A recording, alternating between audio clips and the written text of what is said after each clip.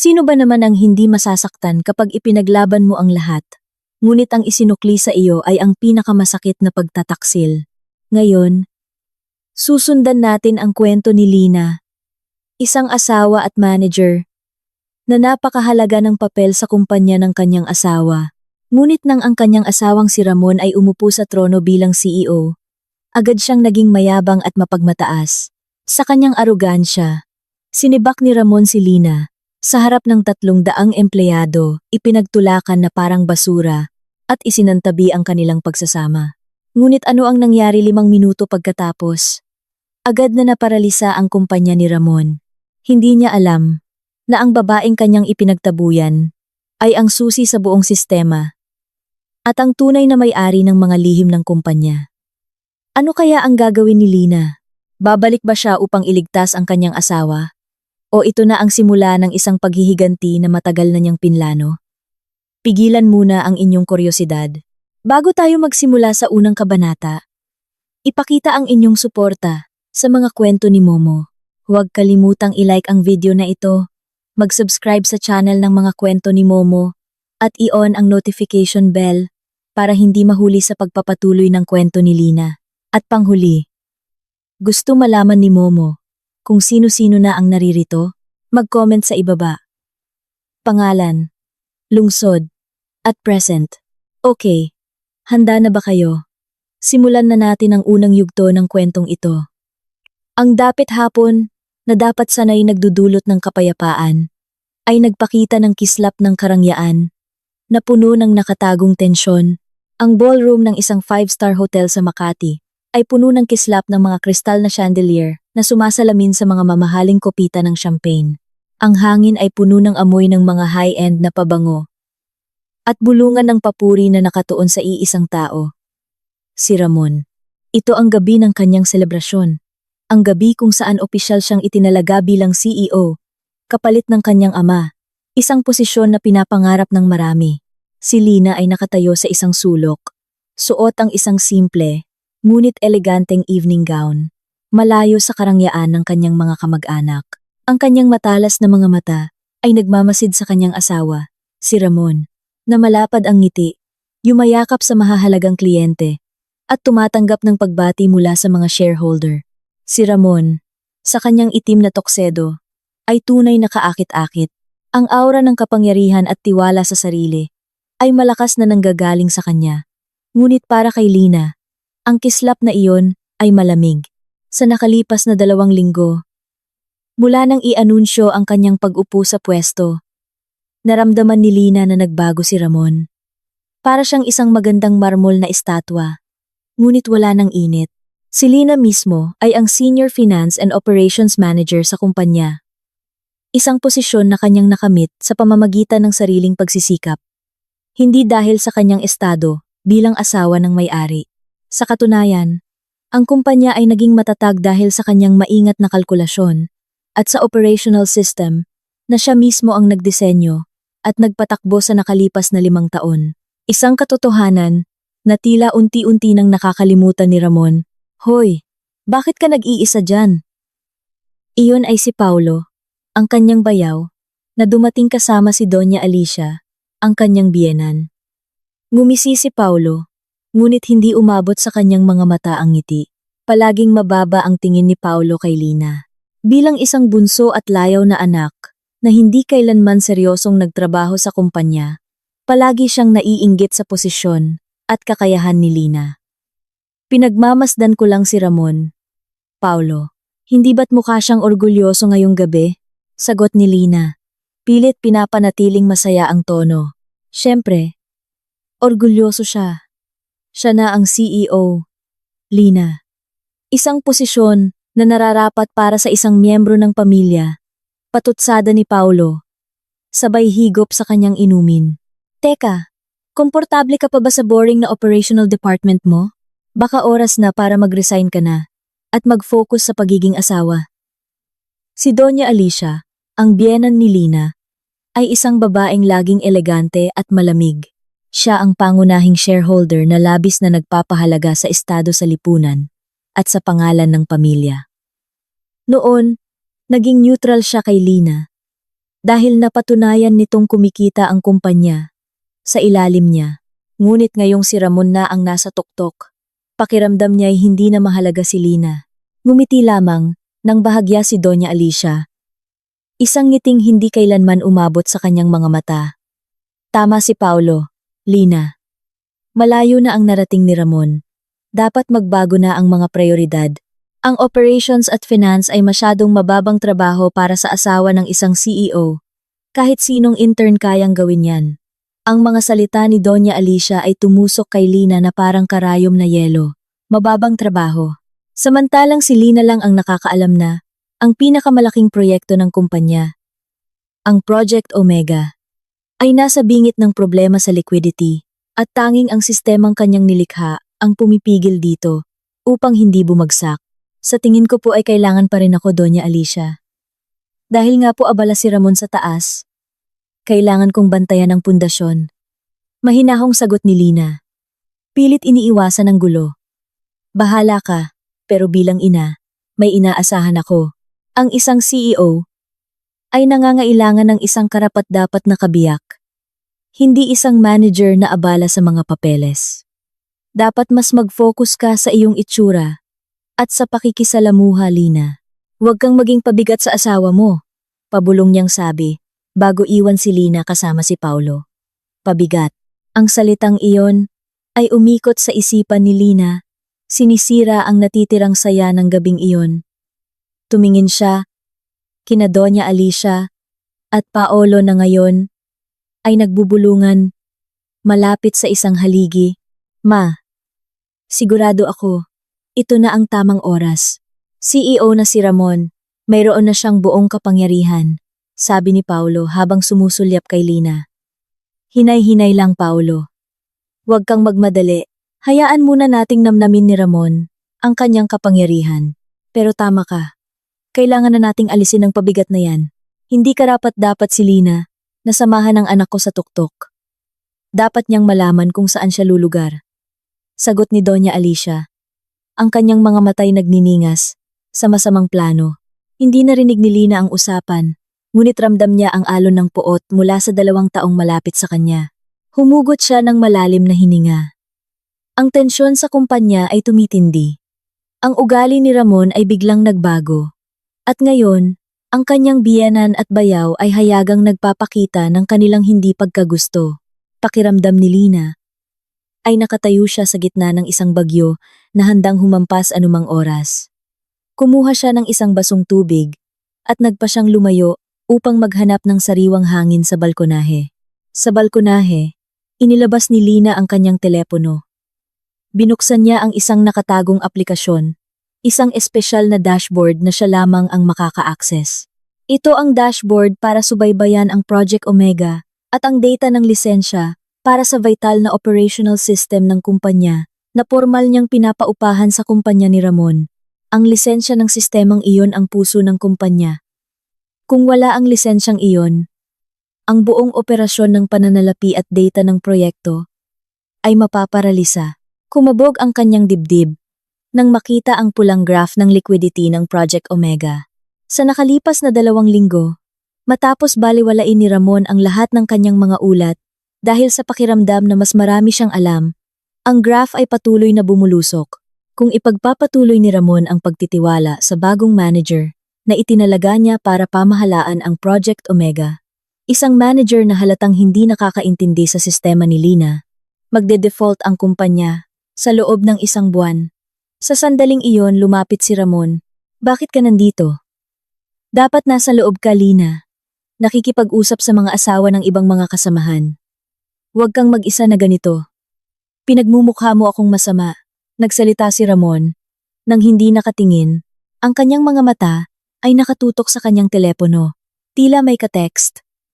Nagpapahangin lang ako, Ramon. At tinitingnan ko ang ulat ng Project Omega. Palala ng palala. Ang graph. Kailangan mo itong makita. Inabot ni Lina ang kanyang telepono. Tumingin si Ramon. Ang kanyang mukha ay naging malamig. Sinabi ko na sa iyo, ako na ang bahala sa Project Omega. Huwag kang magmarunong. Ang kailangan mo lang gawin ay asikasuhin ang bahay at maging isang supportive na asawa. Huwag mong sirain ang tagumpay ko sa lintik na ulat mo na yan. Akala mo ba hindi ko kayang patakbuhin ang kumpanyang ito matapos itong ipasa sa akin ni Papa? Ako ang CEO, Lina. Alam ko ang pinakamabuti. Puno ng kayabangan ang tono ni Ramon. Isang tono na hindi pa naririnig ni Lina dati. Pero hindi ito tungkol sa kakayahan mo, Ramon. Ito ay tungkol sa sistema at data. Ako lang ang nakakaalam ng susi. Kung hindi mo agad aaksyonan ang ulat na ito, mawawalan tayo ng bilyon-bilyon. Pati na ang ating reputasyon, giit ni Lina. Tumaas ang tawa ni Ramon. Isang tawa na tumusok sa puso ni Lina. Susi sa data? Akala mo ba ganoon kakahalaga? Kaya kong tumawag ng kahit sinong consultant para basagin ang mga henyo mong code. Tigilan mo na ang pagpapapansin, Lina. Gusto mo lang na lagi kitang tingnan bilang tagapagligtas. Sawang-sawa na ako. Inilagay ni Ramon ang kanyang mga kamay sa baywang. Nagpapakita ng aura ng arogansya. Mula ngayon, ayoko nang makialam ka sa mga bagay sa opisina.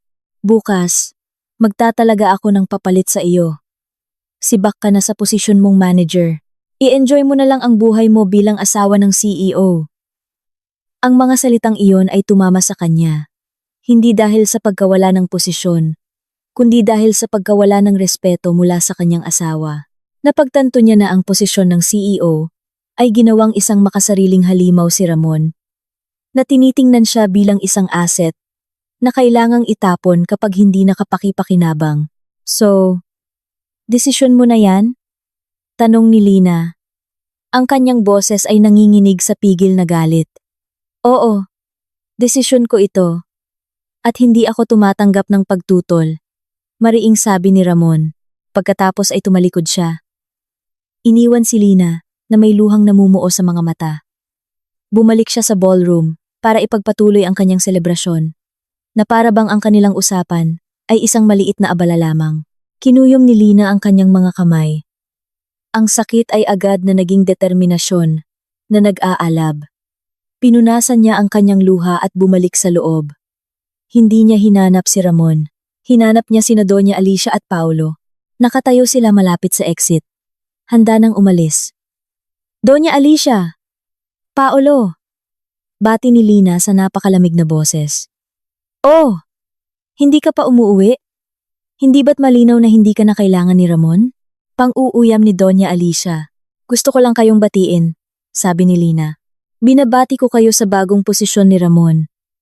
Sana, ngayong nasa tuktok na siya, ay maging masaya kayong lahat. Siguradong magiging masaya kami, Lina.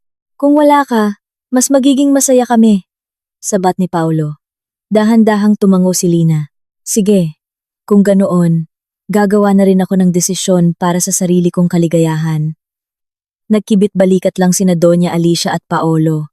Iniisip na ang banta ni Lina ay salita lamang ng isang sawimpalad na babae. Hindi nila alam na hindi lang pag-alis sa bahay ni Ramon ang plano ni Lina, kundi ang paghila sa lahat ng pundasyon na palihim niyang itinanim sa kumpanyang iyon. Tumingin si Lina sa kanyang asawa na masayang tumatawa pa rin sa gitna ng mga tao. Ngumiti siya ng palihim. Isang ngiti na naglalaman ng libu-libong plano ng malamig na paghihiganti. I-enjoy mo ang gabing ito, Ramon. Dahil baka ito na ang huli mong selebrasyon sa tuktok. Tumalikod si Lina at nilisan ang party nang hindi na nagpaalam. Noong gabing iyon, hindi siya umuwi sa kanilang bahay. Minaneho niya ang kanyang sasakyan patungo sa opisina ni Attorney Reyes. Ang kanyang abogado at kanang kamay na matagal ng tahimik na nag-aasikaso sa kanyang mga lihim na negosyo. Ang desisyon ay nabuo na. Nagdeklara ng giyera si Ramon at ang kanyang pamilya at handa si Linang lumaban ng todo. Mabilis na tumakbo ang sasakyan ni Lina sa gitna ng gabi sa Maynila. Iniwan ang peking kislap ng selebrasyon ni Ramon. Ang mga luhang pinigilan niya sa balkonahe ay tuyo na. Pinalitan ng malamig at planadong apoy ng galit. Hindi siya umuwi sa kanilang bahay, kundi sa opisina ni Attorney Reyes, ang kanyang abogado, at pinagkakatiwalaang business partner sa loob ng maraming taon. Ang opisina ni Attorney Reyes ay hindi matatagpuan sa isang marangyang skyscraper, kundi sa isang tahimik na penthouse malayo sa ingay ng business district. Dito lihim na nag-operate ang Laya Foundation. Isang legal na payong na sumasakop sa lahat ng ari-arian at negosyo ni Lina na hindi alam ni Ramon o ng kanyang pamilya.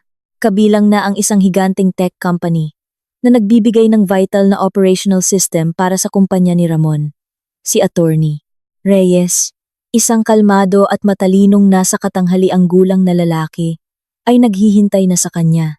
Pagpasok ni Lina, kahit walang gaanong salita, naintindihan na ni Attorney Reyes ang lahat mula sa itsura ng mukha ni Lina. Buo na po ba ang desisyon ninyo, ma'am? Tanong ni Attorney Reyes, habang inaalok si Lina ng isang tasang mainit na tsaa. Buong-buo na, Attorney Reyes. Kaka-fire lang sa akin ni Ramon at pinagbawalan akong makialam sa opisina. Iyon na ang huling guhit. Sagot ni Lina. Mahigpit ang hawak sa tasa. Tinawag nila akong pabigat.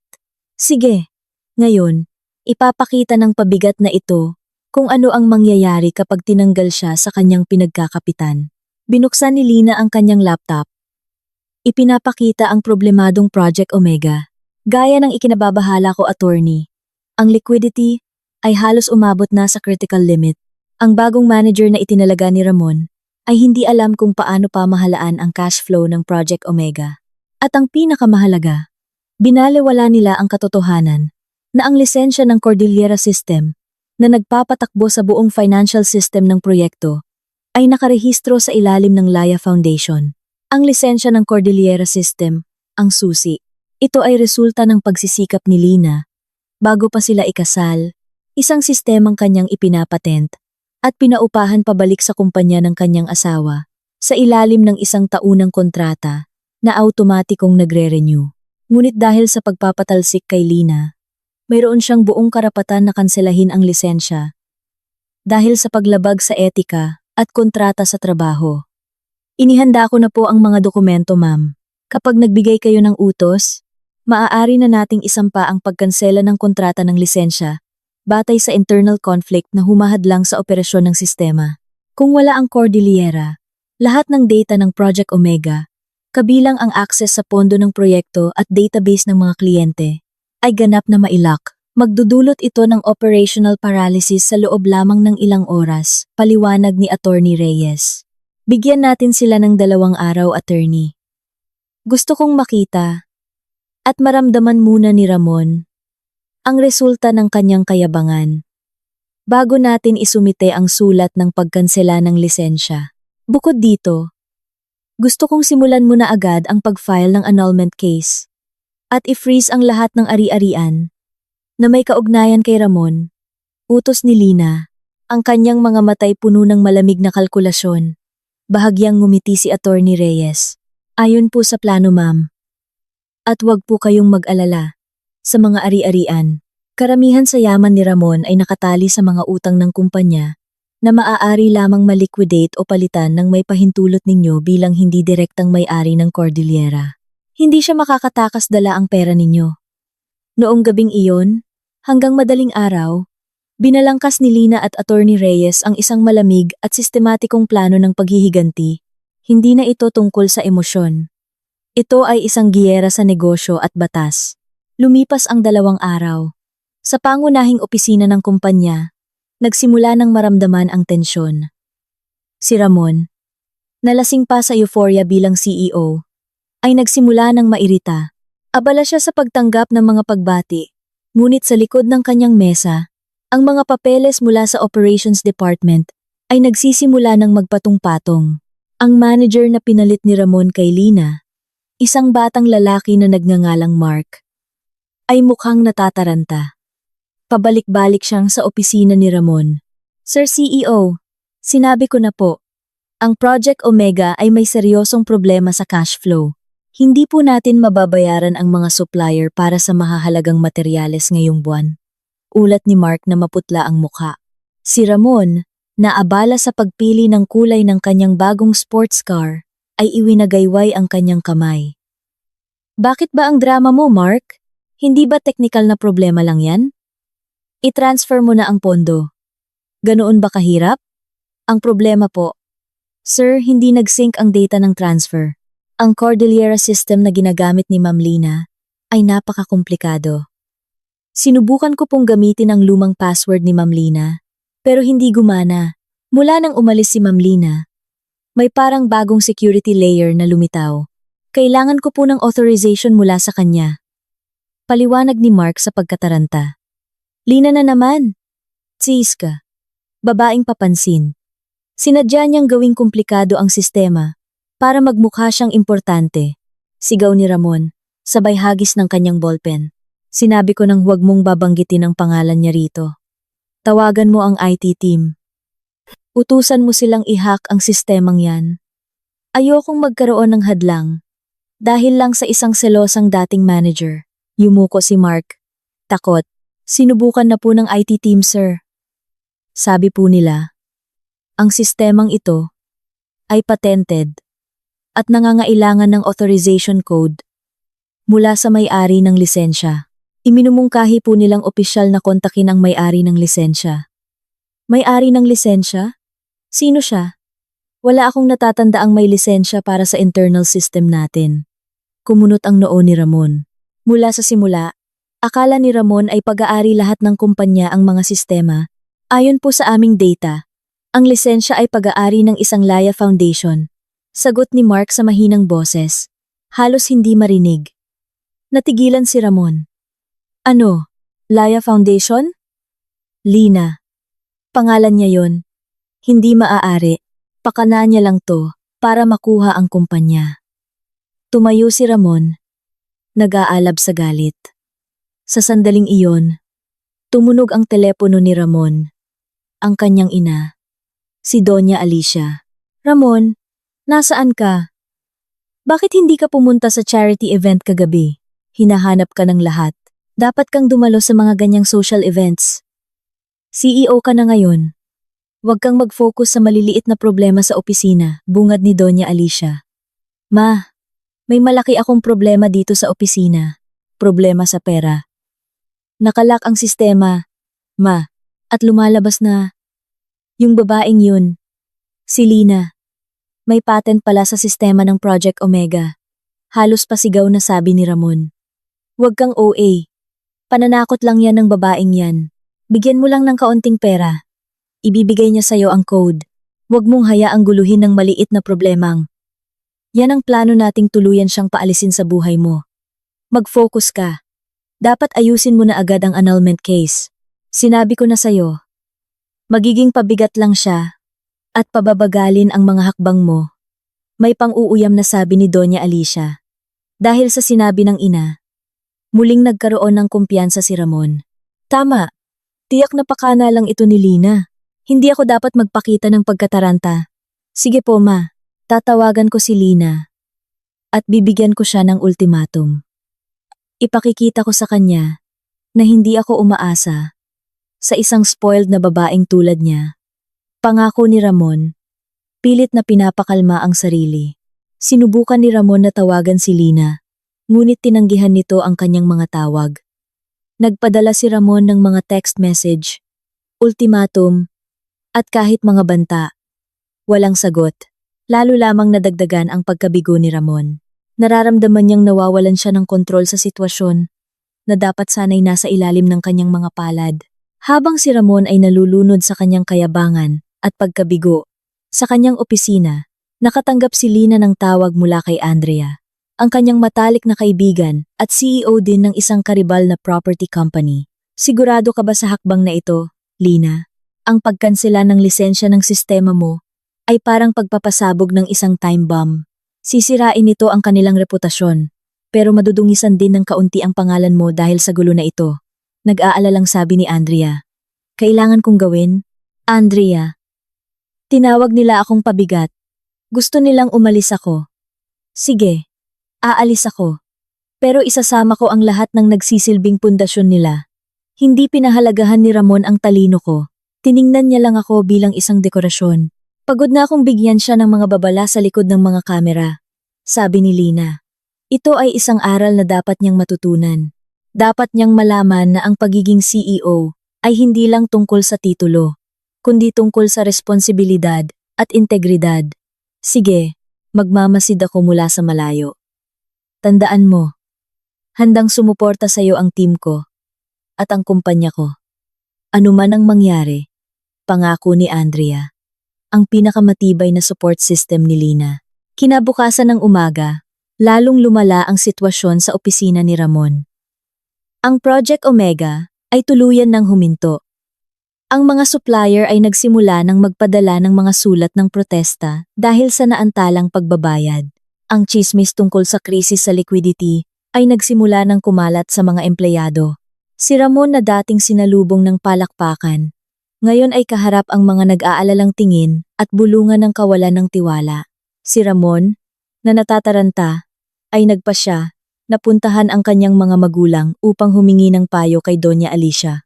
Si Ramon, Doña Alicia, at Paulo ay nakaupo sa marangyang sala. Lahat ay tensyonado. Sabi ni Mark, kailangan nating kontakin ang Laya Foundation. Kung hindi, mawawala sa atin ang Project Omega. Ano ang dapat kong gawin? Tanong ni Ramon. Ngayon, ang tono niya ay nagbago at puno na ng takot. Kalma, Ramon. Maliit na social foundation lang yan ni Lina. Bigyan mo ng blankong tseke. Siguradong ibibigay niya sa'yo. Mahirap lang siyang babae. Bago kayo ikasal, siguradong kailangan niya ng pera. Sabi ni Doña Alicia. Sinusubukang pakalmahin si Ramon.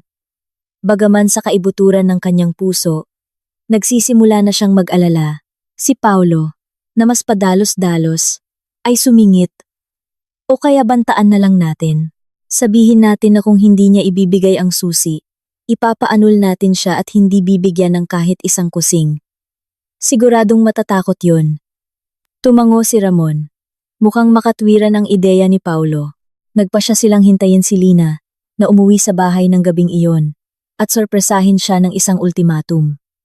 Sigurado sila na si Lina, na itinuturing nilang mahina at palaasa sa pera, ay susuko. Hindi nila alam na si Lina ay nasa opisina ni Attorney Reyes pinapanood mula sa malayo. Kung gaano sila kataranta. Nakita ni Lina ang mga ultimatum message mula kay Ramon at ngumiti lamang siya ng mapait. Hindi pa rin maintindihan ni Ramon. Akala niya pa rin kailangan ko siya. Akala niya pa rin mahina ako. Nagbigay si Lina ng huling instruksyon kay Attorney Reyes. Attorney, sa tingin ko, sapat na ang pagkakataong ibinigay ko. Hindi nila sineseryoso ang mga babala ko. Bukas ng umaga, eksakto sa pagsisimula ng office hours, ipadala mo na ang opisyal na sulat. Hindi na kailangan ng negosasyon. Oras na para maramdaman nila ang bunga ng pagpapatalsik na ginawa nila. Ang opisyal na sulat ng pagkansela ng lisensya ng Cordillera System ay handa nang ipadala. Binigyan na ng babala si Ramon sa likod ng mga kamera, ngunit nabulag siya ng kanyang kayabangan. Ngayon, kailangang harapin ni Ramon ang katotohanan na ang dating operations manager na kanyang ipinagtabuyan ang magiging pangunahing dahilan ng pagbagsak ng kumpanyang kakakaupo pa lamang niya. Kinabukasan ng umaga, sinadyang pumunta ni Lina sa opisina upang kunin ang ilang personal na gamit. Naglakad siya sa lobby. Hindi pinapansin ang mga tingin ng awa at kuryosidad ng mga empleyado.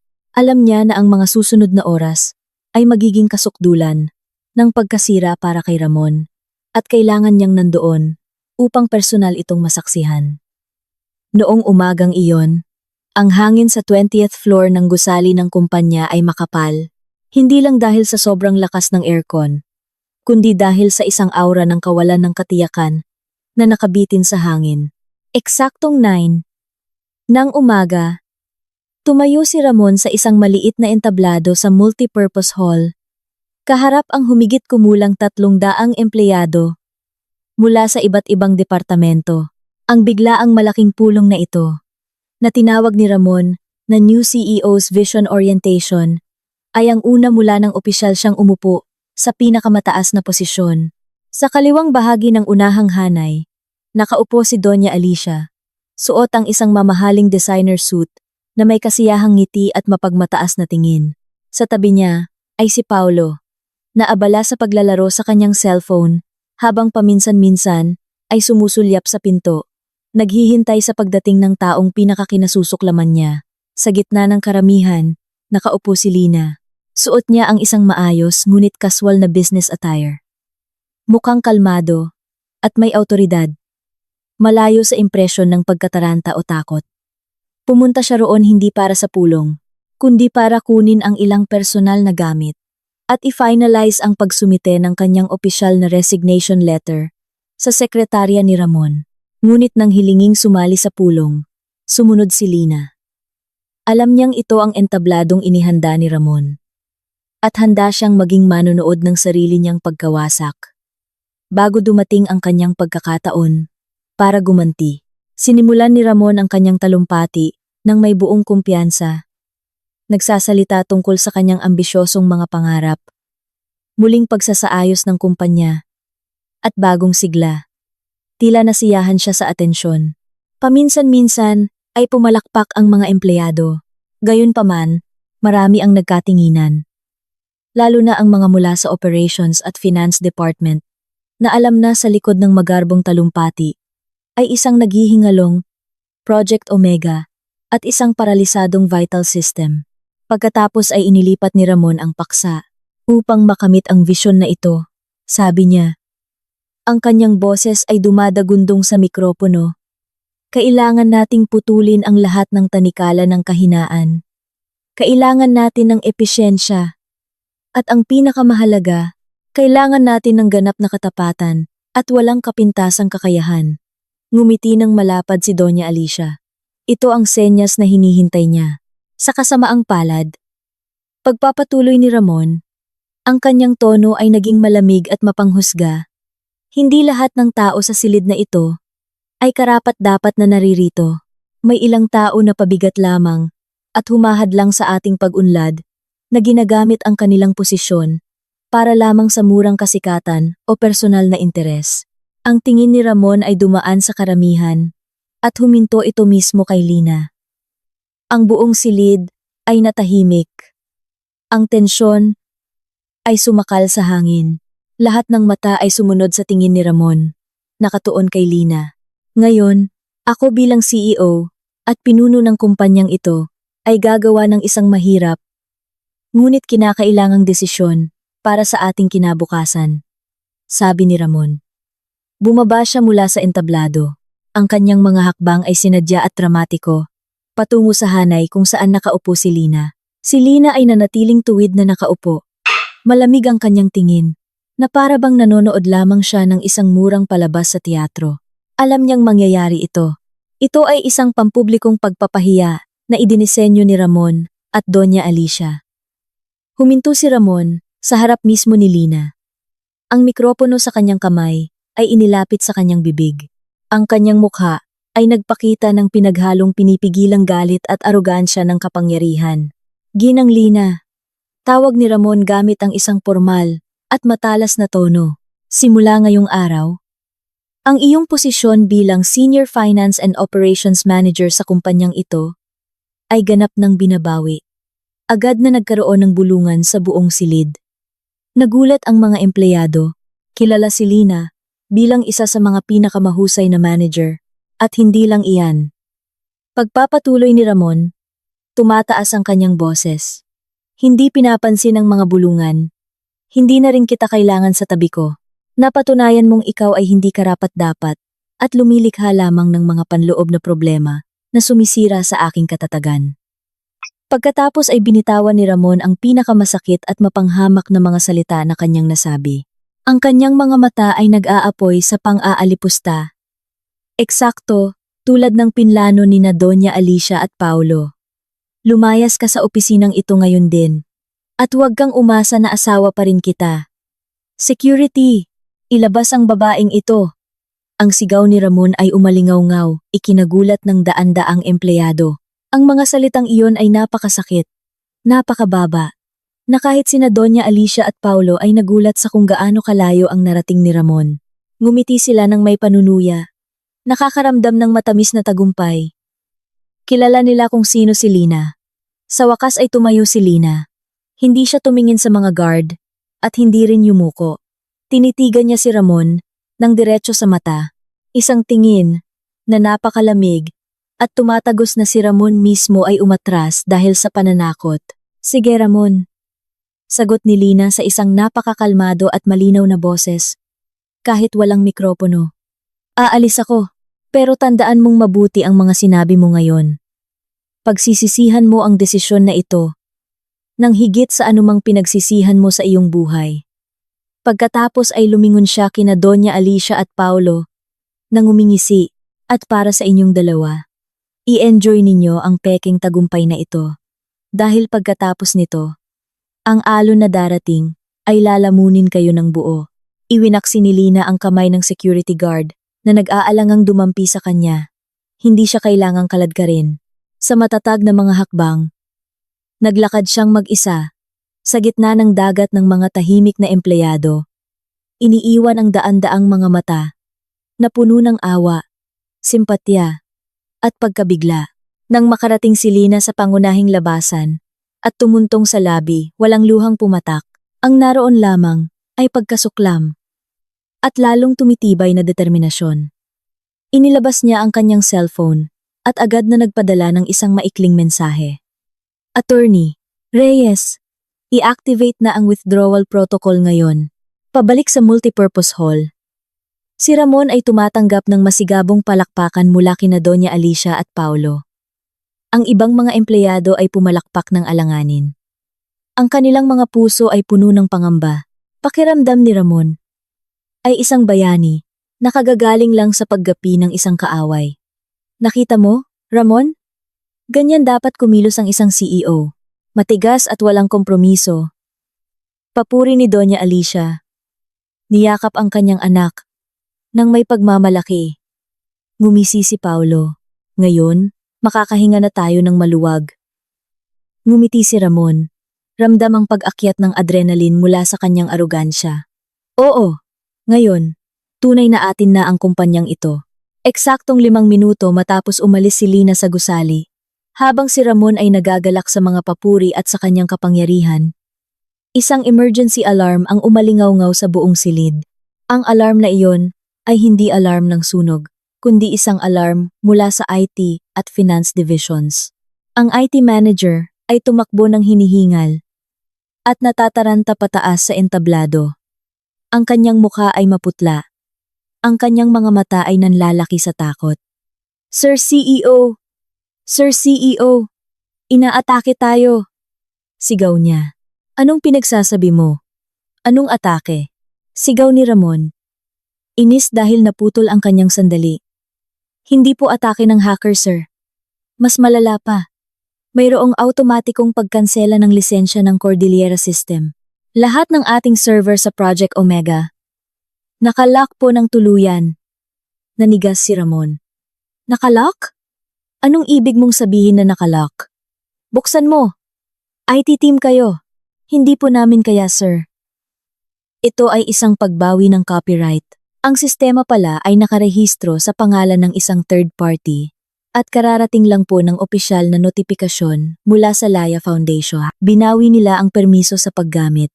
Lahat ng data ng cache, data ng kliyente, at operational database ng Project Omega ay naglaho sa ating sistema. Hindi natin ma-access ang kahit ano. Paralisado na po ang Project Omega. Ang silid na kanina'y maingay sa bulungan ay nabalot ng nakakatakot na katahimikan. Ang daan-daang empleyado na sumaksi sa pagpapatalsik kay Lina ay ngayon nakatingin kay Ramon na may halong pagkabigla at paninisi. Sina Doña Alicia at Paulo na kanina'y nakangiti. Ngayon ay nanigas ang kanilang mga mukha na parang mga bagong pinturang estatwa. Naramdaman ni Ramon na bumagsak ang kanyang puso sa sahig.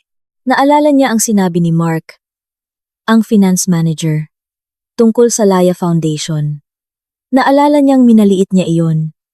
Biglang tumunog ang cellphone ni Ramon. Lumitaw ang pangalan ni Mark, ang finance manager. Sinagot ito ni Ramon nang nanginginig ang mga kamay. Oo, Mark. Anong meron? Sir CEO, kailangan ninyong makita ito. Kare-receive lang po namin ng notifikasyon mula sa bangko. dahil paralisado ang Project Omega at huminto ang sistema ng pagbabayad. Ang transfer ng 170 milyong piso para sa mga supplier ngayon ay nabigo. Tumatawag na po sila at galit na galit. Sabi nila, idedemanda nila tayo. Nalaglag ni Ramon ang kanyang cellphone. Pagkabigo sa pagbabayad. Demanda. Ganap na pagkaparalisa. Lahat ng iyon ay nangyari sa loob lamang ng 5 minuto.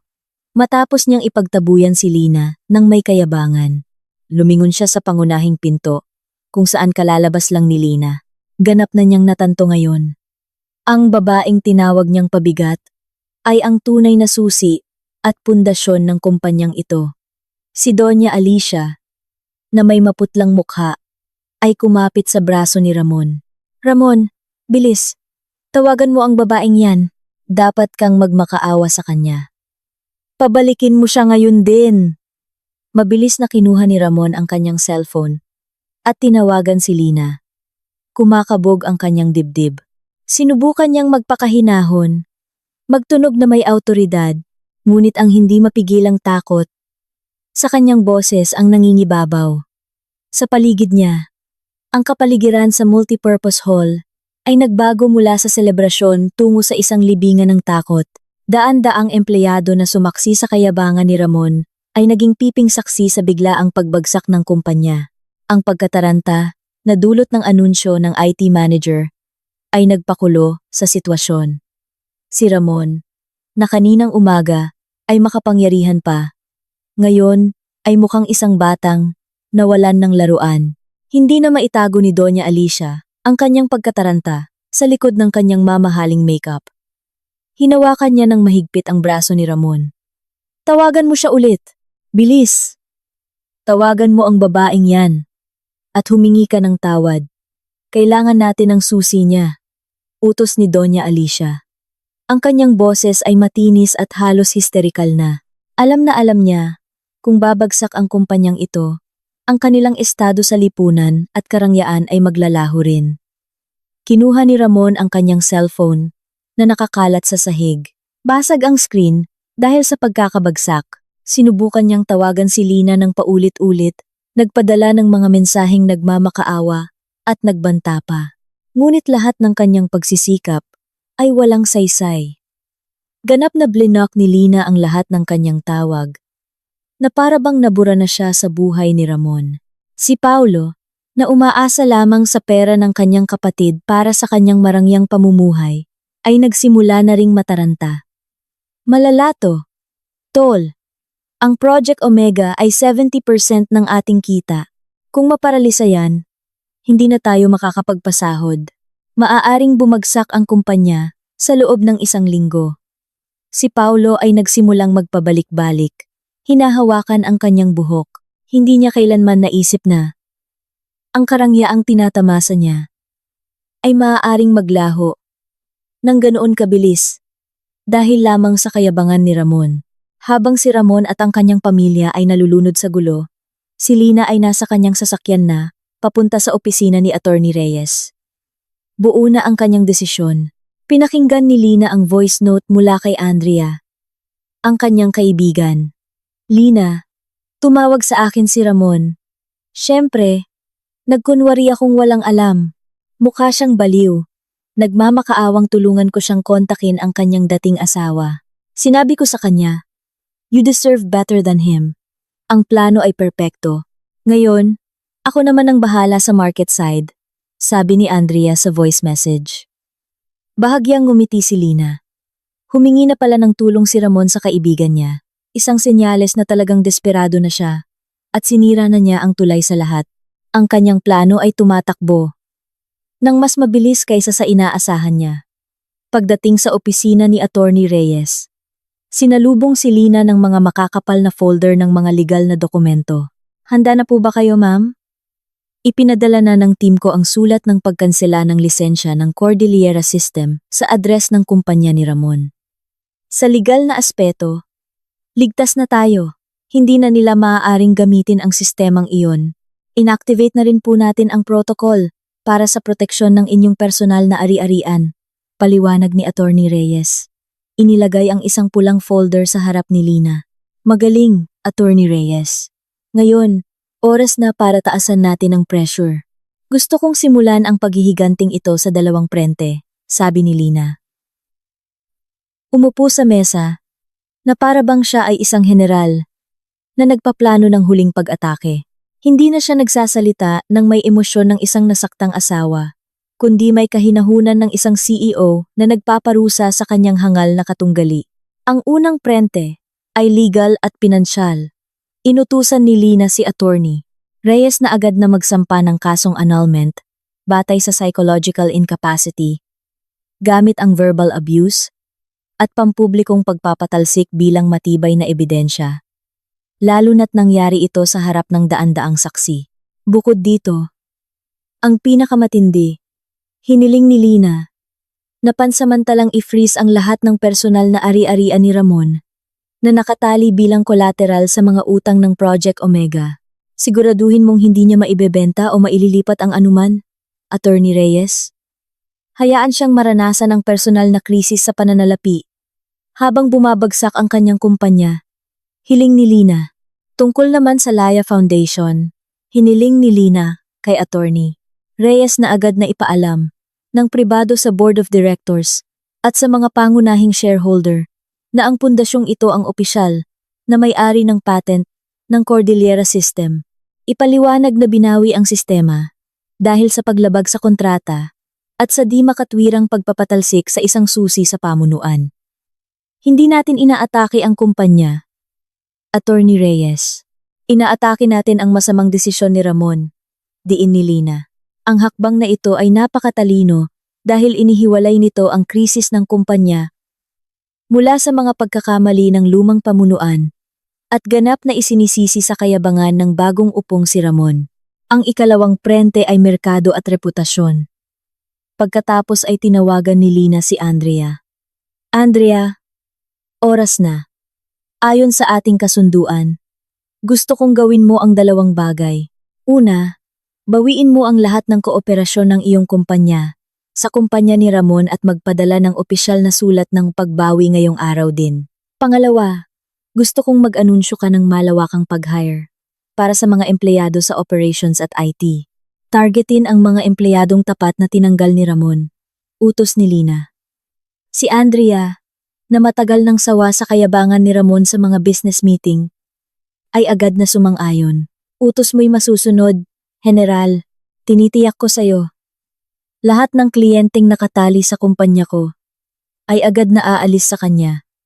Pangako ni Andrea. Tinapos ni Lina ang tawag. Tumingin siya sa bintana. Hindi na ito tungkol sa pera, kundi tungkol sa dignidad at hustisya. Pabalik sa opisina ni Ramon, ang sitwasyon ay parang isang barkong nawasak sa gitna ng bagyo. Hindi tumitigil ang pagring ng telepono ni Ramon mula sa mga galit na supplier at mga natatarantang miyembro ng board na nagtatanong kung ano talaga ang nangyayari. Ang narinig lang nila ay ang pangunahing operational system ng kumpanya ay biglang namatay at walang nakakaalam kung kailan ito babalik. Sina Ramon, Doña Alicia at Paulo na nakakulong sa opisina ng CEO, ay walang magawa kundi magtalo at magsisihan. Eksaktong ng hapon, pumasok ang sekretarya ni Ramon na may takot sa mukha, dala ang isang tumpok ng mga dokumento. Nanginginig na kinuha at binasa ni Ramon ang mga sulat. Ang unang sulat mula sa law office ni Attorney Reyes ay ang petisyon para sa annulment mula kay Lina. Ang nilalaman nito ay humihingi ng makatarungang paghahati ng ari-arian at inaakusahan si Ramon ng verbal abuse, gamit ang pampublikong pagpapatalsik bilang pangunahing ebidensya. Nilukot ni Ramon ang sulat. Nag-aapoy ang kanyang galit. Hindi niya inaasahan na ganito kabilis kumilos si Lina. Ang ikalawang sulat, na mas nakamamatay, ay isang opisyal na sulat mula kay Andrea, ang CEO ng higanteng property company, na nagsasaad ng agarang pagbawi ng lahat ng kontrata sa pakikipagtulungan na nagkakahalaga ng daan-daang milyon. Hindi maaari, si Andrea. Bakit niya ginagawa ito sa akin? Wala akong problema sa kanya. Histerikal na sigaw ni Ramon. Pinunit ang sulat. Si Doña Alicia, na nagbasa ng sulat, ay nanghihinang napaupo sa sofa. Tapos na tayo, Ramon.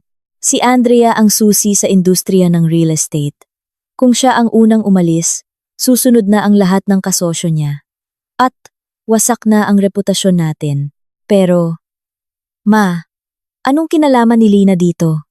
Tanong ni Paulo, na ngayon ay talagang maputla na. Nagsimula siyang kilabutan nang matanto kung gaano kalawak ang koneksyon ni Lina sa labas na mundo na dati niyang minamaliit. Siyempre may kinalaman. Siguradong ang babaeng yun ang nag-udyok kay Andrea. Naghihiganti siya, sagot ni Ramon. Ang kanyang mga mata ay nagpapakita ng puot. Bagaman may halong malalim na takot, biglang pumasok ulit ang sekretarya ni Ramon. Ngayon ay may luha na sa mga mata.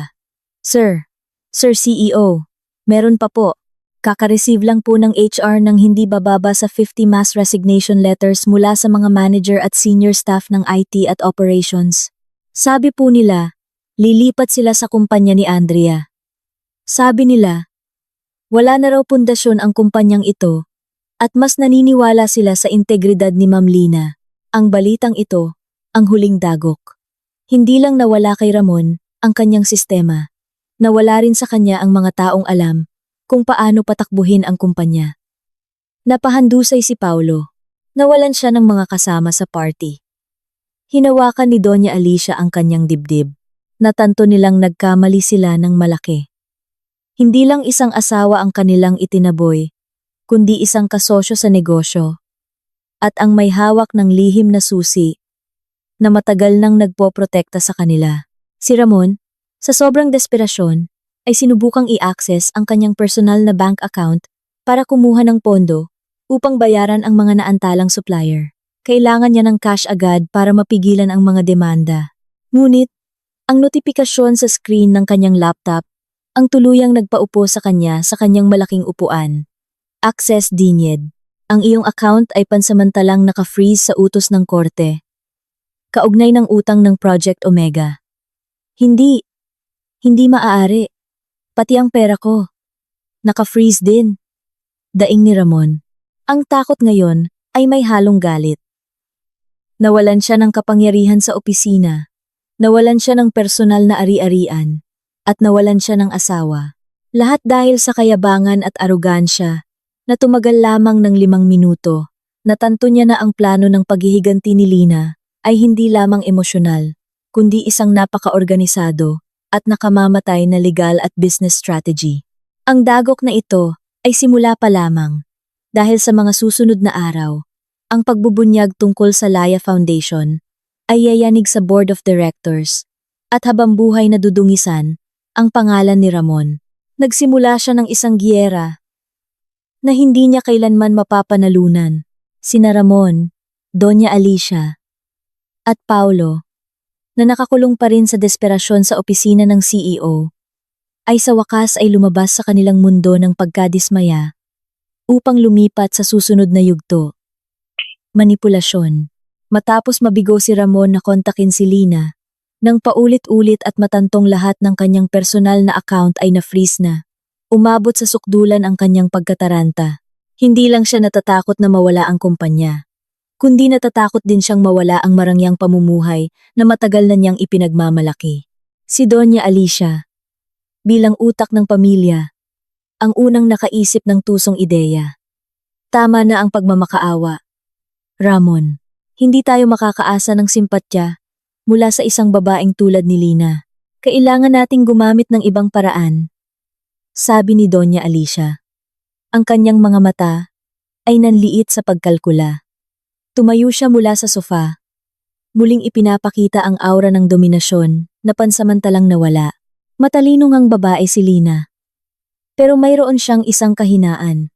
Isang naive na konsensya. Hindi niya hahayaang tuluyan tayong masira kung sa tingin niya ay responsable siya sa ating pagdurusa. Si Paolo, na laging umaasa sa mga banta, ay naguguluhang tumingin sa kanyang ina. Anong ibig mong sabihin, Ma? Sasaktan natin ang ating mga sarili? Siyempre, hindi literal na sasaktan ng sarili. Gagawin natin ang pinakamalaking drama sa lahat. Kailangan nating paniwalain siya na ang pagbagsak na ito ay hindi lang nakaapekto sa negosyo, kundi pati na rin sa ating kalusugan at buhay. Kailangan nating pukawin ang kanyang guilt, paliwanag ni Doña Alicia. Isang tusong ngiti ang lumitaw sa kanyang mga labi. Si Ramon, na wala ng pagpipilian, ay tumango. Gagawa tayo ng isang aksidente.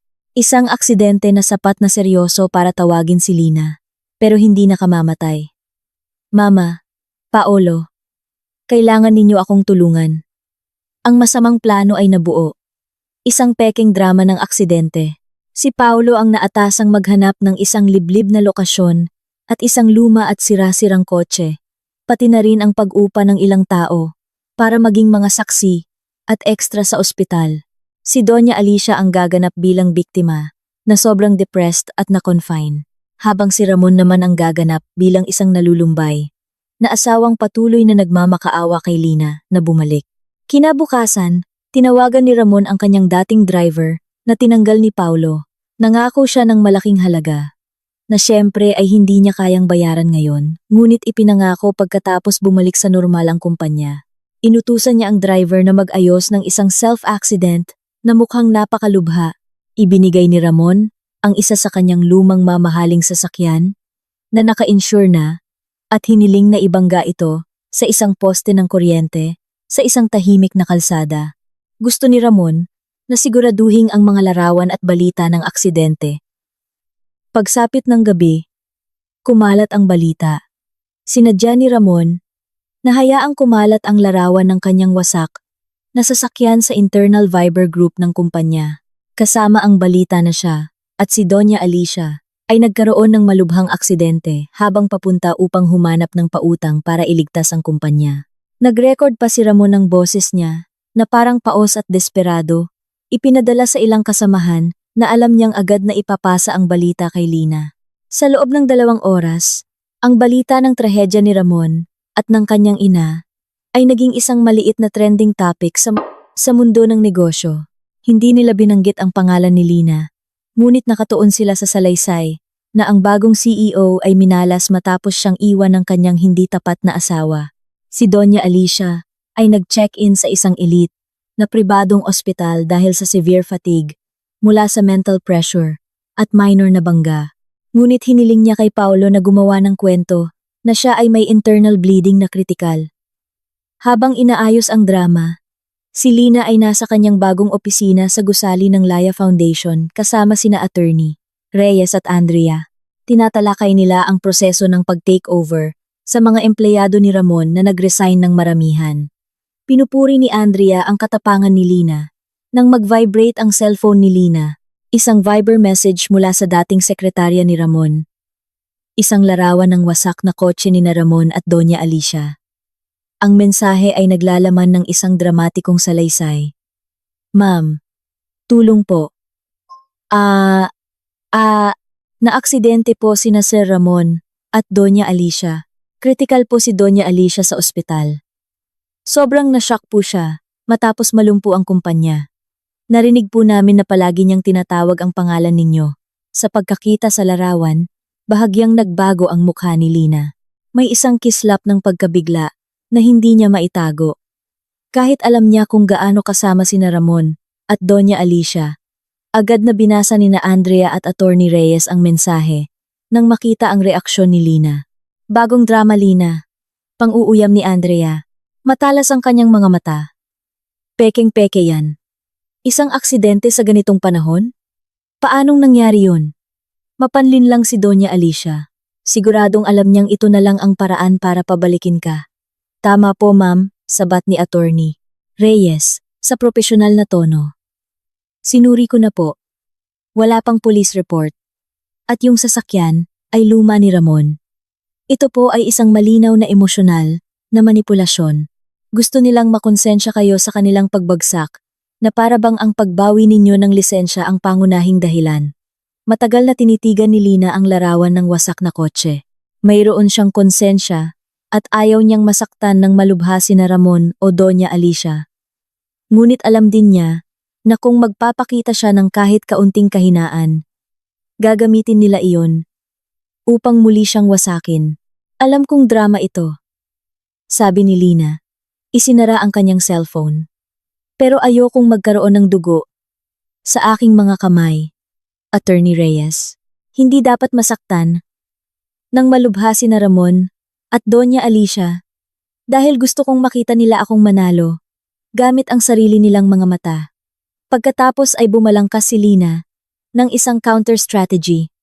Attorney Reyes, gusto kong magpadala kaagad ng isang pribadong investigador sa ospital kung saan nakakonfine si Doña Alicia. Alamin ang kanyang tunay na kondisyong medikal at i-record ang lahat ng kanilang usapan. Kung peke nga ito, dapat mayroon tayong matibay na ebidensya para baliktarin ang kanilang drama. Agad na kumilos si Attorney Reyes. Samantala, nagpasya si Lina na bisitahin ang ospital, ngunit hindi direktang pupunta sa kwarto ni Doña Alicia. Pumunta siya sa ospital bilang isang anonymous na investor, gamit ang isang pekeng pangalan at dahilan na kunwari bibisitahin ang isang kliyente. Nang gabing iyon, sina Ramon at Paulo ay nasa koridor ng elite na ospital sa labas ng VIP room ni Doña Alicia. Si Ramon, na may gusot na damit at sadyang pinapangit na mukha, ay patuloy na nagkukunwaring umiiyak. Sinadya niyang magsalita ng malakas sa telepono. Tinitiyak na maririnig ng lahat sa koridor. Lina, pakiusap. Bumalik ka na. Wasak na ang kumpanya. At ngayon, kritikal si Mama dahil sa akin. Ang aksidenteng ito. Ito ang parusa dahil sinibak kita. Pakiusap, Lina. Ibigay mo na lang ang code. Ikaw lang ang makakapagligtas kay Mama. Patuloy na nagdadrama si Ramon. Si Paulo ay sumali rin sa pag-arte. Nakaupo siya sa isang wheelchair. Kahit maayos naman ang kanyang mga binti at umuungol tungkol sa pekeng sakit.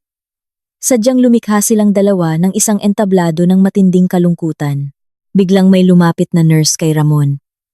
Mr. Ramon, may isang babae po na nagpakilalang kinatawan ng isang donor foundation na gustong bumisita kay Mrs. Alicia, pero gusto niyang manatiling anonymous.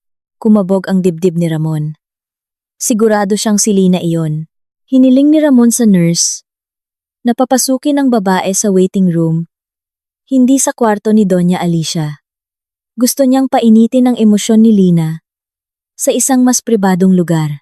Si Lina, na nagpanggap gamit ang malalaking salamin sa mata at ibang estilo ng pananamit, ay pumasok sa waiting room. Agad siyang nilapitan ni Ramon.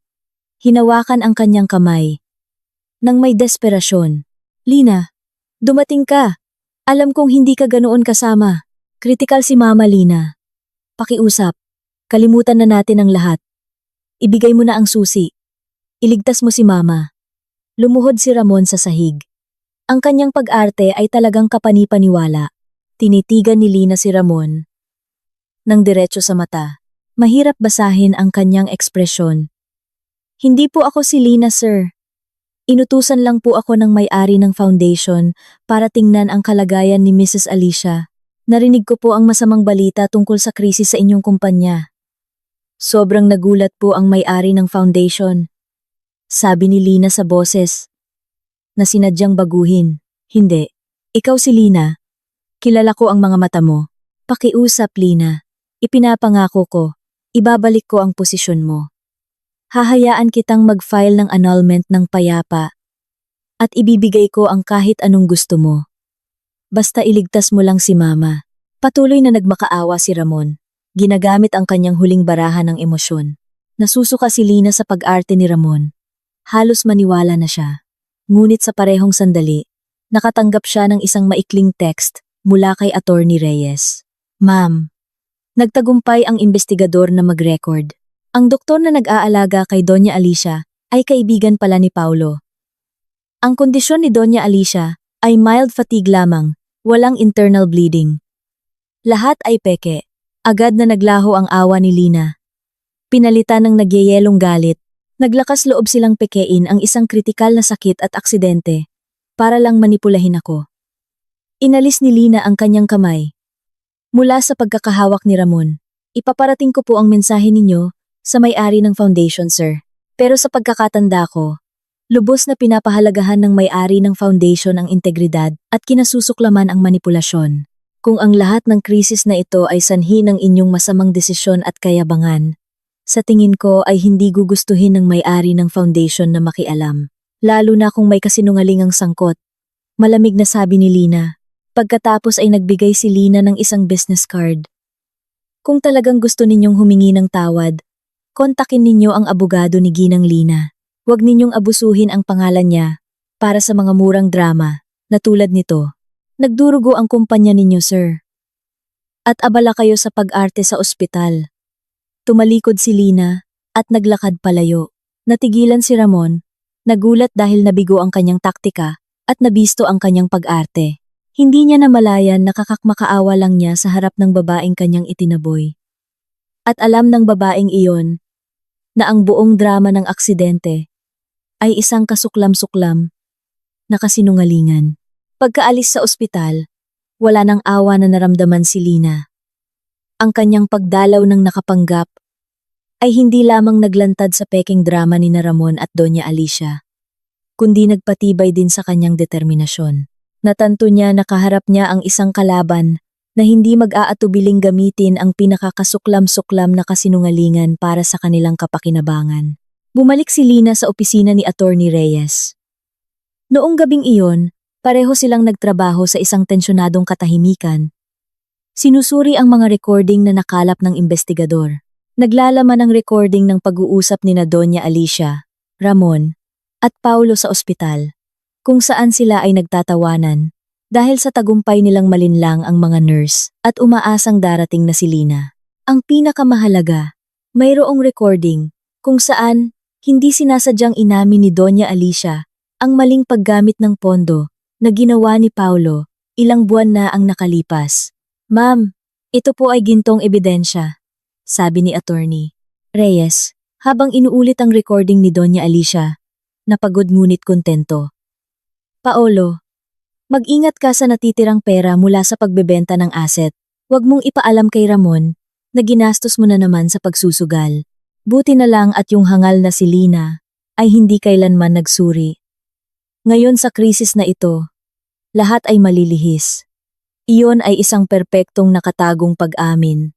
Attorney Reyes, sabi ni Lina, ang kanyang mga mata ay malamig na nagniningning. Ang pag-amin na ito ay hindi lamang nagpapatunay ng kanilang manipulasyon, kundi pati na rin ng masamang integridad na matagal na nilang itinatago. Ngayon, mayroon na tayong bala para umatake sa pulong ng Board of Directors. Patutunayan nito sa lahat na ang krisis ng kumpanya ay hindi lang malas, kundi isang serye ng moral default na ginawa ni Ramon at ng kanyang pamilya. Pagkatapos, ay nagbigay si Lina ng mga estratehikong utos. Gusto kong tawagin mo agad ang isang pambihirang pulong ng Board of Directors at ng mga pangunahing shareholder. Gamitin ang ebidensyang ito para hilingin ang pagpapatalsik kay Ramon mula sa pagiging CEO, batay sa gross misconduct at fiduciary duty violation. Habang si Attorney Reyes ay kumikilos sa legal at corporate na larangan, inactivate ni Lina si Andrea sa pampublikong larangan. Hiniling ni Lina kay Andrea na magdaos ng isang biglaang press conference, hindi para direktang atakihin si Ramon, kundi para i-anunsyo ang malawakang pagbawi ng pamumuhunan mula sa mga kumpanyang napatunayang may kinalaman ang management sa mga kaso ng manipulasyon at maling paggamit ng pondo. Siyempre, kahit hindi binanggit ni Andrea ang pangalan ni Ramon, alam ng lahat sa industriya kung sino ang pangunahing target. Kinabukasan, umabot na sa sukdulan ang gulo sa opisina ni Ramon. Walang pag-unlad sa pagbawi ng sistema at patuloy na tumutunog ang telepono mula sa mga galit na miyembro ng board dahil hindi makapagbigay ng solusyon si Ramon. Sina Doña Alicia at Paulo, na lumabas na ng ospital, ay bumalik sa bahay na talunan. Natanto na ang kanilang peking aksidente ay ganap na nabigo. Sa gitna ng kaguluhan, nakatanggap si Paulo ng tawag mula sa isa sa kanyang mga kasama sa sugalan. Hinihiling ng kasama na bayaran agad ni Paulo ang malaking utang niya. Sumigaw si Paulo sa telepono, ngunit wala siyang magawa dahil lahat ng ari-arian ni Ramon ay naka-freeze at siya mismo ay walang pera. Si Doña Alicia, na narinig ang sigaw ni Paolo, ay agad siyang nilapitan. Paolo, pwede bang tumahimik ka? Sapat na ang problema natin nang hindi pa kasama ang utang mo sa sugal. Sigaw ni Doña Alicia. Kailangan ko ng pera, ma. Pinagbabantaan akong i-report sa pulis. Bakit hindi mo ako binigyan ng puhunan para sa matinong negosyo? Palagi mo lang akong binibigyan ng tira-tirahan. Balik atake ni Paolo sa kanyang ina sa sobrang desperasyon. Tira-tirahan? Hindi pa ba sapat yun para sa'yo? Hindi! Ikaw mismo ang nagsabi na yun ay para pagtakpan ang mga pagkakamali at hindi maamoy ni Ramon. Hindi sinasadyang nasabi ni Paolo ang isang nakamamatay na pangungusap. Si Ramon, na nakatayo sa may pinto, ay narinig ang buong pag-aaway. Ang kanyang mga mata ay nanlaki sa gulat. Nawala na sa kanya ang kumpanya, ang asawa, at ang mga ari-arian.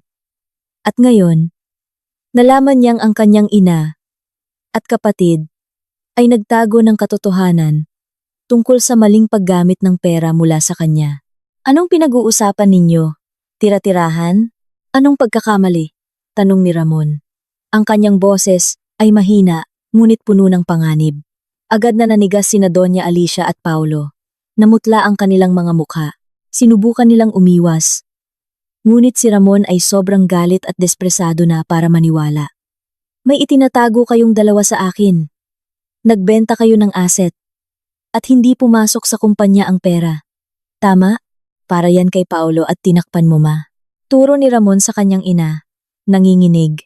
Isang matinding pag-aaway ang sumiklab kung saan sa huli ay inamin ni Doña Alicia na madalas niyang binibigyan ng pondo si Paolo mula sa pagbebenta ng mga asset para pagtakpan ang mga utang at lifestyle nito. Sa pag-asang magbabago si Paolo, hindi nila intensyong sirain ang kumpanya. Ngunit sobra silang naniwala na ang laging tahimik na si Lina ay magbubulag-bulagan. Ang pag-amin na ito ni Doña Alicia ay ang pangalawang nakatagong pag-amin na mas emosyonal at mas nakakasira para kay Ramon. Si Ramon, na wala nang natira, ay naramdamang pinagtaksilan ng dalawang taong pinakapinagtanggol at pinagkatiwalaan niya.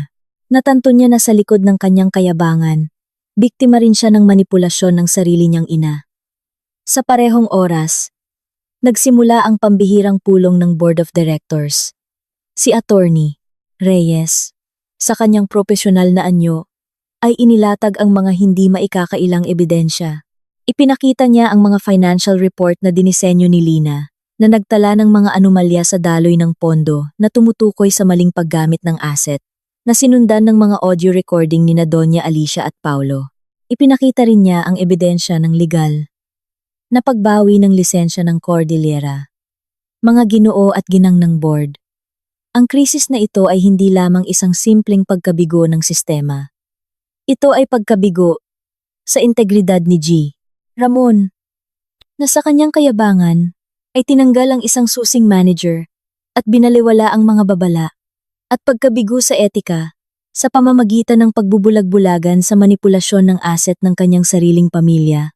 Pagtatapos ni Attorney Reyes sa kanyang presentasyon na may formal na kahilingan na tanggalin si Ramon bilang CEO. Ang kahilingan ay sinalubong ng katahimikan. Bago sa wakas ay dumating ang alon ng pagsang-ayon. Sumang-ayon ang Board of Directors na si Ramon ay hindi lamang nabigo bilang CEO, kundi sinira rin niya ang reputasyon at tiwala ng kumpanya. Sa labas ng meeting room, idinaos ni Andrea ang kanyang press conference. Sa harap ng 12 ng media, inanunsyo ni Andrea ang malawakang pagbawi ng pamumuhunan. Napalihim na tinatarget si Ramon. Ang balitang ito ay agad na kumalat, lumilikha ng imahe sa publiko, na si Ramon ay isang incompetent, corrupt, at sangkot sa isang pampamilyang drama na sumisira sa negosyo. Nang marinig ang balita ng pulong ng board at ang mga balita mula sa media, si Ramon, nawasak na dahil sa pagkakanulo ng kanyang ina at kapatid, ay lalong bumagsak. Natanto niya na si Lina ay laging isang hakbang sa unahan. Hindi lang kinuha ni Lina ang kanyang pera, kinuha rin niya ang kanyang karangalan, integridad, at posisyon sa harap ng publiko. Nakalap na ni Lina ang lahat ng ebidensya at mga nakatagong pag-amin na kailangan niya. Ang legal na patunay ng pagkabigo ni Ramon, Ang nakatagong pag-amin ni Doña Alicia at Paolo tungkol sa maling paggamit ng pondo at ang emosyonal na pag-amin mula mismo kay Ramon tungkol sa pagsisisi sa pagpapatalsik niya. Handa na ang entablado para sa malaking pagbubunyag na magiging katapusan ng kapangyarihan ni Ramon. Ang desisyon ng Board of Directors na pinalakas ng mga ebidensya ng manipulasyon na iniharap ni Attorney Reyes ay nag-iwan kay Ramon na walang magawa. Sa isang gabi, mula sa isang pinarangalang CEO, naging isa siyang kinamumuhian at idinamandang dating ehekutibo, sina Doña Alicia at Paolo, na nalubog sa utang at panloob na pagkakanulo, ay nagtago na lamang sa kanilang marangyang bahay na malapit ng kumpiskahin. Gayunpaman, ayaw ng Board of Directors na tuluyang masira ang kumpanya ni Ramon. Alam nilang ang susi sa pagbawi ay ang lisensya ng Cordillera System na hawak ng Laya Foundation. Sa isang huling pagtatangka na iligtas ang kanilang mukha at mga ari-arian, nagpasya ang Board of Directors na magdaos ng isang malaking seremonyal na kaganapan, isang pagdiriwang para sa pagliligtas ng kumpanya at pagtatalaga ng isang bagong interim CEO. Ang kaganapan ay sadyang idinisenyo upang ipakita sa publiko at sa media na ang kumpanya ay naka-move on na mula sa krisis ni Ramon. Inanyayahan nila ang lahat ng shareholder, malalaking kliyente at mahahalagang personalidad sa negosyo, kabilang si Andrea, at ang pinakahihintay, ang kinatawan mula sa Laya Foundation. Umaasa sila na sa pamamagitan ng pagbibigay galang sa foundation na iyon, makukuha nilang muli ang lisensya. Sa likod ng mga eksena, natanggap ni Lina ang opisyal na imbitasyon bilang pangunahing kinatawan ng Laya Foundation. Alam ni Lina na ito ang perpektong entablado. Hindi siya pupunta para sa negosasyon, kundi para sa isang ganap na paglalantad. Sa gabi ng pagdiriwang, ang parehong ballroom na naging piping saksi sa pag-angat ni Ramon, ay ngayon naging piping saksi sa kanyang pagbagsak. Sina Ramon, Doña Alicia, at Paulo ay hindi inimbitahan. Ngunit dumating pa rin sila. Si Ramon, sa isang sadyang gusgusin at kaawa-awang hitsura, ay nakatayo sa isang sulok ng silid. Alam niyang darating si Lina. Dumating siya hindi para magmakaawa, kundi para harapin si Lina ng direkta. Sinusubukang laruin ang simpatya card sa harap ng publiko. Nandoon din sina Doña Alicia at Paulo. Tense ang kanilang mga mukha. Umaasa. Sa isang himala, nagsimula ang programa sa isang pambungad na pananalita mula sa chairman ng board. Pinuri nila ang mabilis na hakbang ng kumpanya upang malutas ang krisis at nagpasalamat sa mga tumulong. Pagkatapos ay dumating ang pinakamahalagang sandali, ang pagbibigay-pugay sa Laya Foundation. At ngayon, sabi ng chairman, nais naming anyayahan ang kinatawan mula sa partido na naging susi sa ating kaligtasan.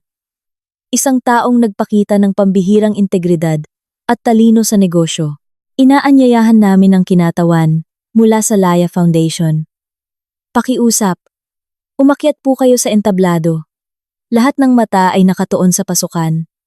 Nagpigil ng hininga sina Ramon, Doña Alicia, at Paulo. Umaasa silang si Attorney Reyes ang darating para makipagnegosasyon pa si Ramon. Sa isang elegante at may autoridad na paglakad, suot ang isang nagniningning na evening gown, dumating si Lina.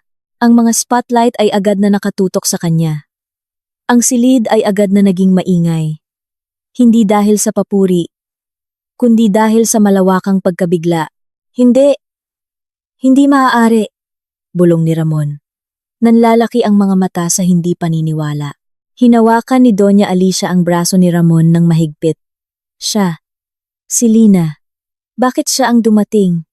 Hindi ba't isa lang yang social foundation? Naglakad si Lina patungo sa entablado.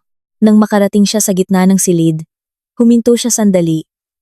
Lumingon ng diretso kina Ramon, Doña Alicia, at Paulo.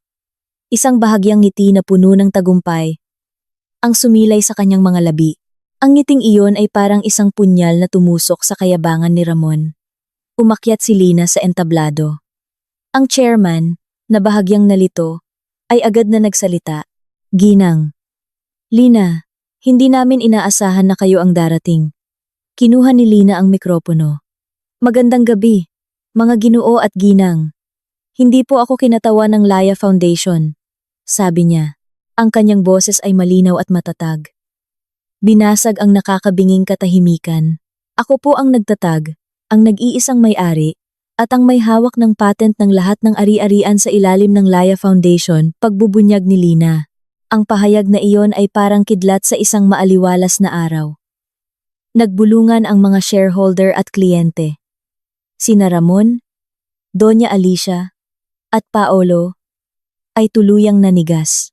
Ngayon lang nila, lubusang natanto na ang asawang kanilang itinaboy ay may-ari pala ng isang lihim na negosyo na mas malaki at mas makapangyarihan kaysa sa kanilang inaakala. Itinatag ko ang foundation na ito bago ko pa makilala si Ramon, pagpapatuloy ni Lina. Ang kanyang tingin ay nakatuon na ngayon kay Ramon na nagsisimula ng umiyak sa sulok. Sa lahat ng panahong ito, pinayagan kong gamitin ng kumpanyang ito ang aking sistema dahil naniniwala ako sa pananaw ng yumaong ama ni Ramon. Nagtimpi ako, umaasang pahahalagahan ng aking asawa, ang aking talino at pagsisikap. Pagkatapos ay inilipat ni Lina ang kanyang focus. Itinuro si Ramon na ngayon ay lumalapit. Sinusubukang sumingit, ngunit ano ang natanggap ko? Tumaas ang boses ni Lina. Tinawag akong pabigat, inakusahan akong walang kakayahan, at sinibak ako sa harap ng daan-daang empleyado. Gamit ang pinakamasasakit na salita, ang krisis ng kumpanyang ito ay hindi dahil sa pagkabigo ng sistema, kundi dahil sa pagkabigo sa moralidad ni Ramon at ng kanyang pamilya. Si Ramon, na malapit na sa entablado, ay sinubukang abutin ang kamay ni Lina. Lina, patawarin mo ako. Pakiusap. Labis akong nagsisisi. Kasalanan lahat ito ni na Mama at Paulo. Biktima lang ako. Kailangan ko ang code na iyon. Kailangan kita. Mariing hinila ni Lina ang kanyang kamay. Huli na ang lahat. Ramon, sumenya siya kay Attorney Reyes na nakatayo sa gilid ng entablado. Pagkatapos ay ipinakita ni Attorney Reyes sa isang malaking screen sa likod ni Lina. Hindi na mga graph ng kumpanya, kundi ang mga audio at video recording na nakalap. Una, ipinalabas ang audio recording ng sigaw ni Ramon. Lumayas ka sa opisinang ito ngayon din. Security. Ilabas ang babaeng ito. Pagkatapos ay ipinalabas ang recording ni na Ramon, Doña Alicia, at Paulo sa ospital na nagtatawanan habang pinag-uusapan ang kanilang peking aksidente. At ang huli, ang pinakamatindi, ay ang recording ni na Doña Alicia at Paulo na inaamin ang maling paggamit ng pondo ng kumpanya para bayaran ang utang sa sugal ni Paulo habang minamaliit si Lina na sobrang tanga para mapansin. Ang paglalantad sa gitna ng pagdiriwang ay tumama sa lahat na parang isang tsunami. Nagulat ang mga shareholder sa moral na kabulukan ni Ramon at ng kanyang pamilya. Si Ramon, nang makitang ipinapalabas ang recording sa harap ng daan-daang mahahalagang tao, ay napaupo sa sahig sa harap ng entablado. Hiyang-hiya, sina Doña Alicia at Paulo, nang matantong na record sila, ay agad na tumakas. Ngunit huli na ang lahat. Lahat ng mata sa silid na iyon ay puno ng pang-aalipusta. Pinatay ni Lina ang proyektor at tinitigan si Ramon sa huling pagkakataon. Hindi ko kailangan ang pera mo, Ramon. Hindi ko kailangan ang posisyon mo. Pumunta ako rito ngayong gabi para sabihin sa inyong lahat. Ang babaeng inyong itinaboy ay ang may-ari ng isang mas malaking korona. Hindi na ako babalik sa kumpanyang ito. Sinira mo ang iyong sarili. Bumaba si Lina mula sa entablado at naglakad palabas. Sinundan ng tapat na palakpakan mula sa mga empleyado. At kasamahan na ngayon, ay tinitingnan siya bilang isang bayaning nagdala ng hustisya. Iniwan niya sina Ramon, Doña Alicia, at Paolo na ganap na wasak. Pinatahimik ng kahihiyang sila mismo ang lumikha. Ang gabi matapos ang paglalantad sa gitna ng pagdiriwang, ay hindi isang tahimik na gabi para kina Ramon, Doña Alicia, at Paulo. Ang kahihiyang kanilang nilikha ay kumalat na ngayon, muling isinahimpapawid ng pambansang media, at naging pangunahing usapan sa mundo ng negosyo. Si Ramon, nakagabi ay bumagsak sa harap ng entablado. Ngayon ay nakakulong sa marangyang bahay na parang isang bilangguan. Tanging pinapanood niya lamang ang kanyang sarili, na paulit-ulit na ipinapahiya sa telebisyon. Habang ang kanyang ina at si Paolo ay histerikal na nagsisisihan. Kasalanan mo lahat ito, Ramon.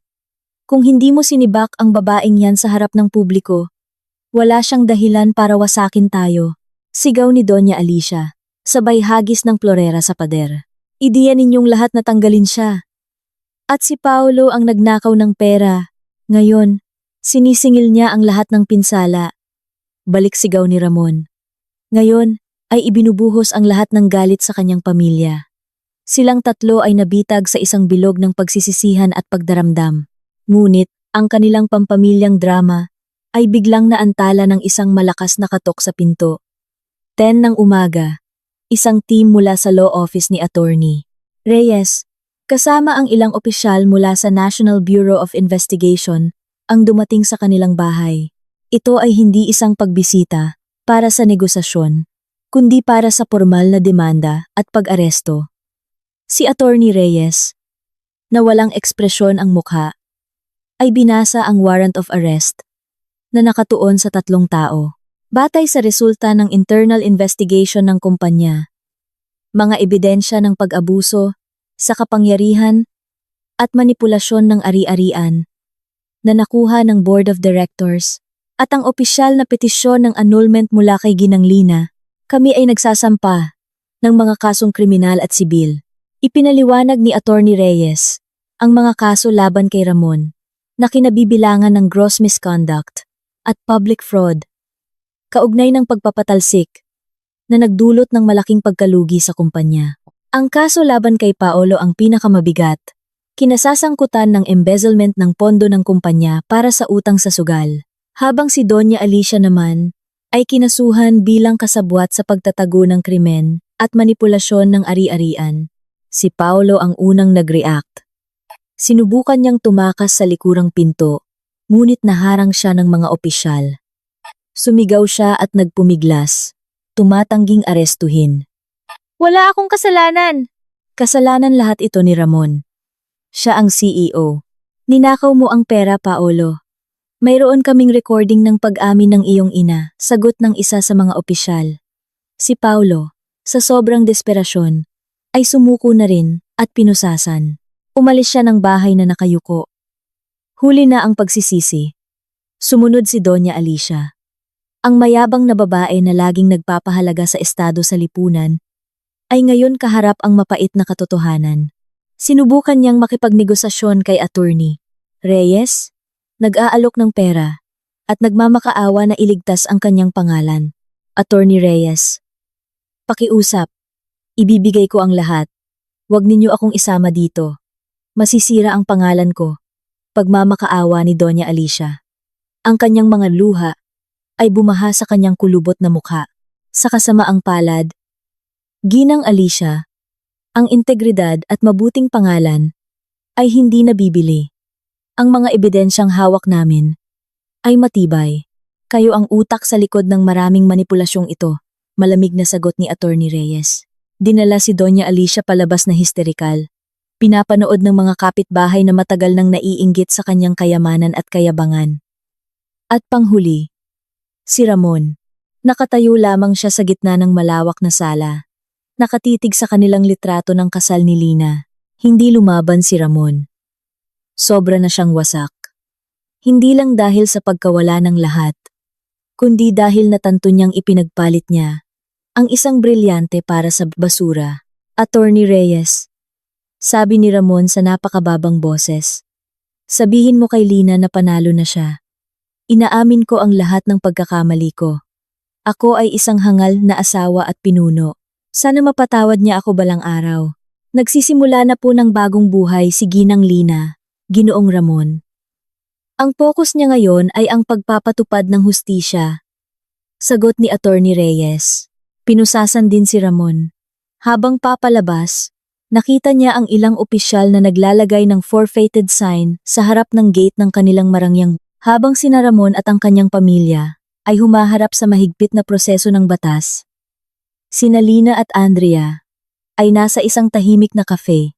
Pinag-uusapan ang susunod na hakbang sa negosyo. Katatapos lang pirmahan ni Lina ng isang malaking kontrata para sa kanyang kumpanya, ang Laya Foundation, na ngayon ay naging Aruna Technologies, isang promising na tech at property company. Mabilis na kumalat ang balita ng kanilang pag-aresto. Lina, sabi ni Andrea habang humihigop ng kape. Lahat ngayon ay pumupuri sa iyong talino at katatagan. Wala nang nangangahas na maliitin ka. Hindi ko ginawa ito para sa papuri, Andrea.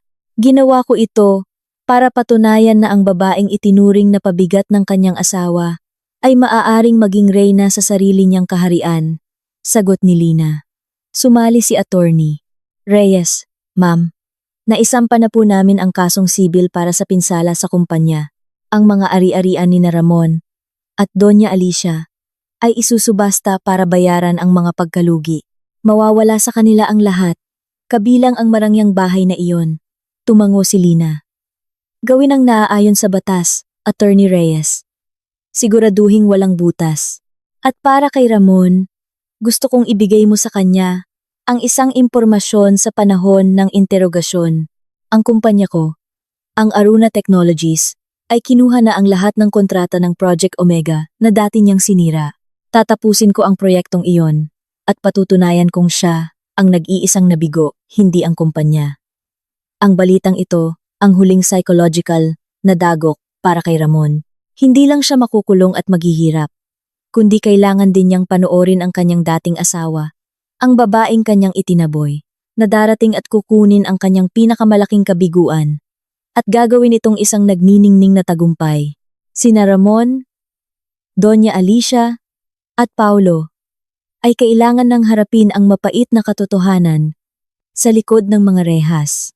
Natanto ni Ramon na nawala sa kanya ang lahat. Isang matalinong asawa, yaman, at kalayaan.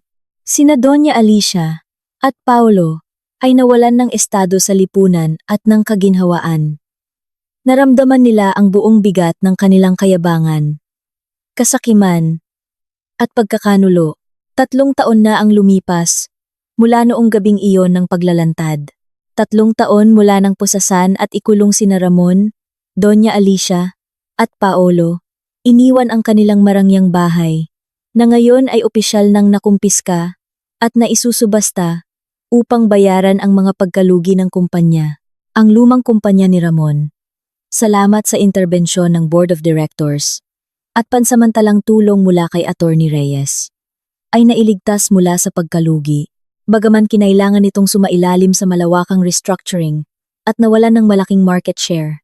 Sa kabilang banda, si Lina ay pumasok sa isang maningning na bagong yugto ng buhay. Ang Aruna Technologies, na dating isang lihim na foundation at vendor lamang, ay lumago at naging isang respetadong tech and property giant sa Timog Silangang Asya. Ang Project Omega, na dating namatay sa kamay ni Ramon, ay matagumpay na natapos ni Lina. Ginawang isang obra maestra ang kabiguan na nag-angat sa reputasyon ng kanyang kumpanya. Hindi lang nabawi ni Lina ang kanyang dignidad, kundi nalampasan pa niya ang posisyon ng kanyang dating asawa. Naging isang tunay na CEO na namumuno ng may pananaw at integridad. Ang opisina ni Lina ngayon ay nasa isang pinakamodernong skyscraper. Mas marangya kaysa sa opisina ni Ramon. Nakaupo siya sa kanyang upuan bilang CEO, hindi bilang isang minamaliit na asawa, kundi bilang isang hinahanap at respetadong leader. Si Andrea ngayon ang kanyang pinakamalaking strategic partner. At madalas silang lumabas sa mga business magazine bilang 2 babaeng nangingibabaw sa industriya. Si Attorney Reyes ay itinalaga bilang Chief Legal Officer sa Aruna Technologies. Isang patunay na ang katapatan at talino ay laging pinapahalagahan. Ang bagong buhay ni Lina ay nagbigay din sa kanya ng pangalawang pagkakataon sa maraming bagay. Ginamit niya ang malaking bahagi ng kanyang kita upang magtayo ng isang tunay na pundasyon para sa edukasyon at teknolohiya. Tinutulungan ang mga babaeng minamaliit sa trabaho na makakuha ng pagsasanay at puhunan. Natagpuan din niya muli ang kanyang sarili lumayo sa anino ng isang toxic na pagsasama, at nag-focus sa legacy na kanyang itinatayo. Hindi pa niya binubuksan ang kanyang puso sa bagong pag-ibig, ngunit napapaligiran siya ng tapat na pagmamahal mula sa kanyang isang tahimik na hapon. Habang sinusuri ni Lina ang mga financial report, pumasok si Attorney Reyes na may dalang hindi pangkaraniwang folder. Hindi ito business report, kundi isang sulat mula sa korte.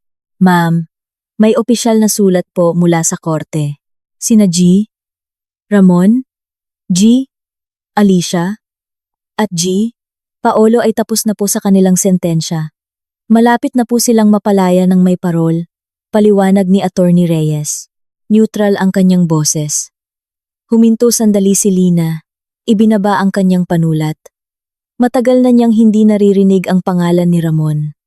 Wala nang galit, tanging isang bahagyang awa na lamang. Kumusta na sila? Tanong ni Lina.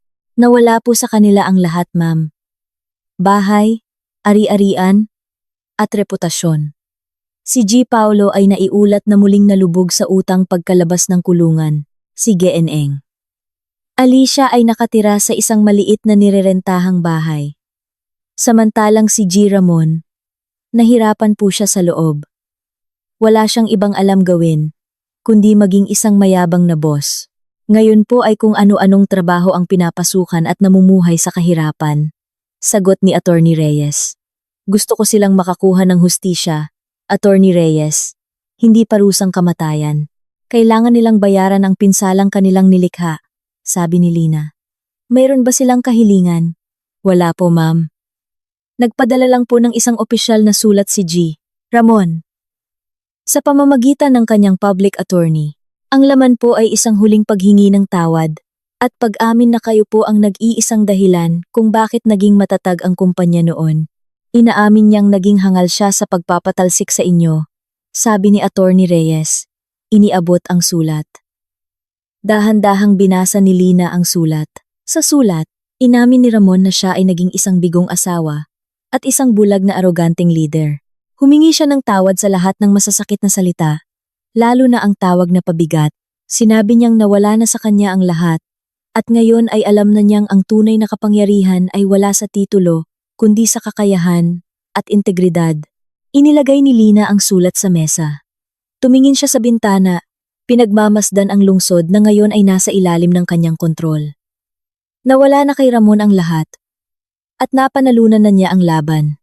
Ngunit, ang tunay na tagumpay ay hindi ang makita ang pagkasira ng dating asawa, kundi ang kalayaang kanyang nakamit. Attorney Reyes, hindi ko siya patatawarin.